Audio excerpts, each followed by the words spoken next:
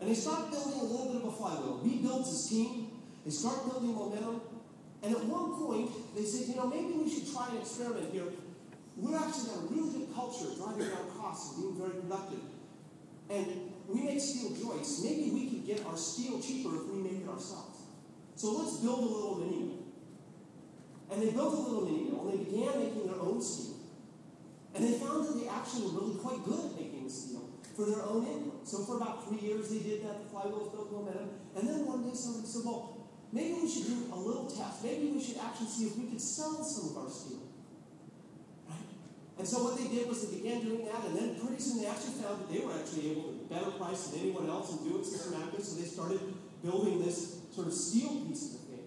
And they said, well, maybe we should do a whole mini mill dedicated to that. And they did. And that worked. And then the flywheel began to build momentum.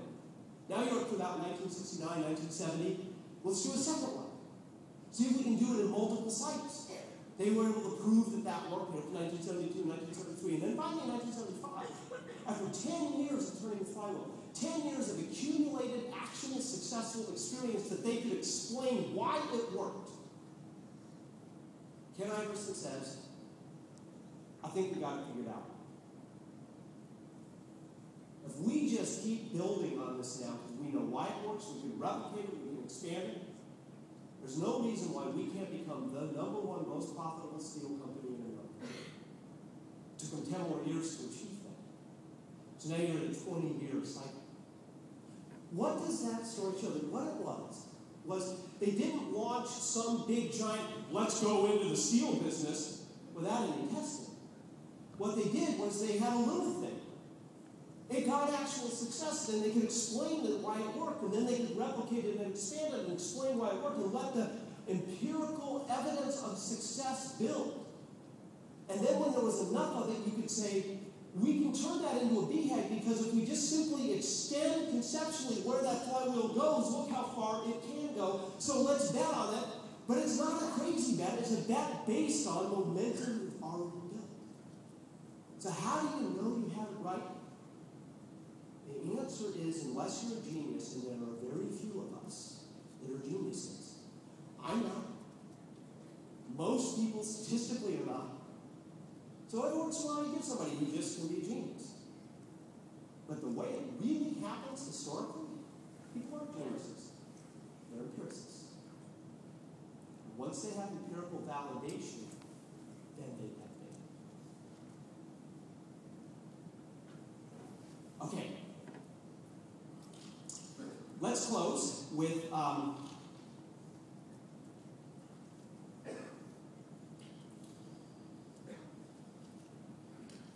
two quick things. The first is, I'm going to give you a few specific to-dos to take away. Because I like the idea of having specific to-dos to take away. Let me give you those, and then I'll close out a second. Number one, conduct your diagnostics.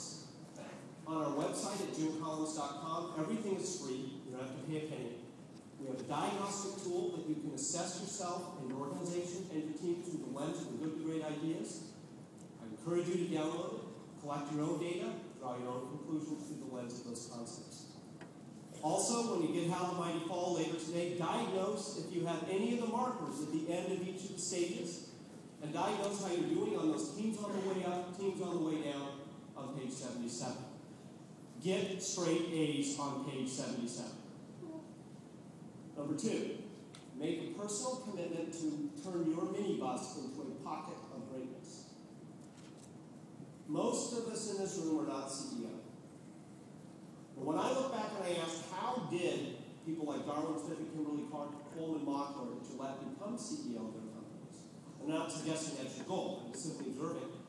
What they did was everything they touched, they made a pocket of greatness. They said, Coleman Mockler said, I want to build the best controllership in the industry, then the best financial department, then the best treasury department. Darwin Smith, the best legal department.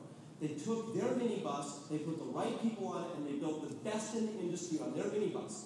And then, just like Ken Iverson and the Volcraft division, when it came time for somebody with responsibility from within, it was somebody who had proven with their own minibuses a pocket of greatness as the foundation. Empirical validation applies just as much to people as strategy.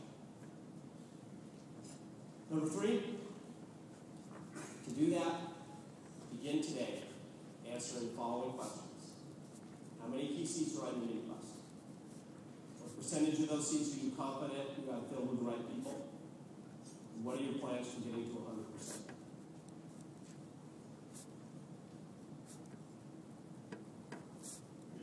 Number 4, back to the hedgehog concept. See if you can use empirical data to nail the hedgehog concept of your enterprise, and in particular to get that profit per X right for you.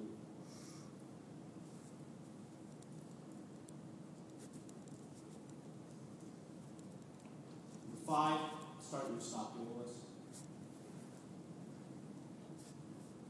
Number 6, it's a great time in difficult times to go back and kick the tires on your core values and make sure you have them for you what is right. This is the one thing that is unempirical. Core values do not flow from empiricism, they flow from internal beliefs, the values you want to stand for over 100 years. And then finally, at this time, this is a great time to stand back because it's been a difficult time, and to say, now more than ever, based on those values, even for your minibus, to say what is our 10 to 15-year BHAG that is based upon accumulated empirical evidence that we can achieve it. So if we look at the flywheel and we extend outward, what can you extend out and actually accomplish in a 10 to 15-year cycle? But then you look back and say, that is our BHAG. So let me close.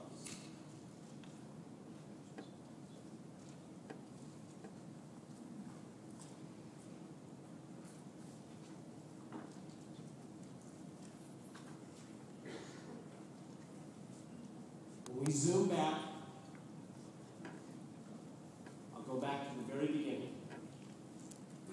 Greatness is not a function of circumstance, but of choice and discipline. It doesn't matter what lens we look through, the lens of those that go from good to great, the lens of those that go from 0 to great, those that prevail in the face of chaos and turbulence and violent disruption, or the lens of those that sustain for 100 years or more.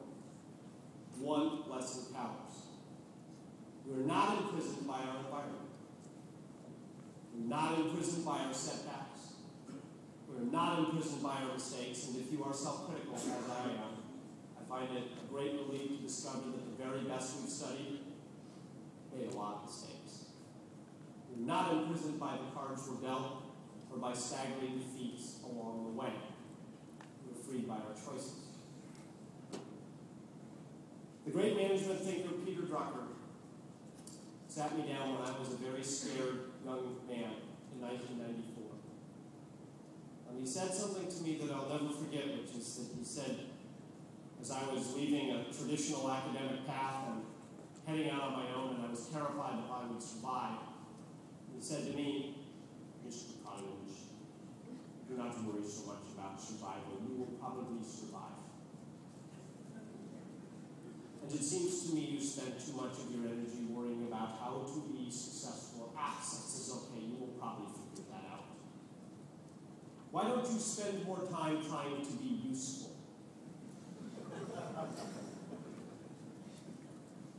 I leave you with that thought because in the brief time that I've gotten to know you and the folks this morning at breakfast, you folks are engaged in activities and in work that is often not that visible. But it is enormously useful. And as our world becomes more unstable and uncertain, we are going to need an empirical frame to keep ourselves out of trouble and to keep ourselves on the right track. You may not always be heralded for what you do, but that's the wrong question. The question is how to do what you do and to be enormously useful. I believe you are. I will leave you with that thought. I will challenge you to go out, do all of these things, and to make yourselves useful. Thank you very much.